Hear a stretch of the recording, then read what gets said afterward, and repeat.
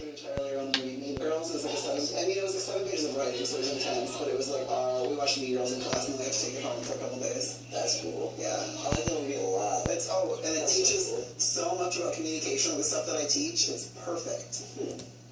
I like the whole, like, animals in the wild kind of aspect of it.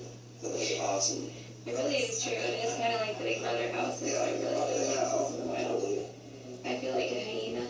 Yeah. Let's name animals. If everyone here was an animal, Okay. what would they be starting with? We can't do ourselves. Like, we have to say what you are, you know? Let's do memory wall. Okay, so Amanda.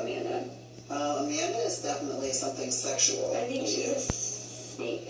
She's like a praying mantis. Yeah. Yeah. She's gonna bite your head off. You better watch out. I know. Praying mantises bite people's heads off? Yeah, the female praying mantis bites the male's head off after sex. Yeah.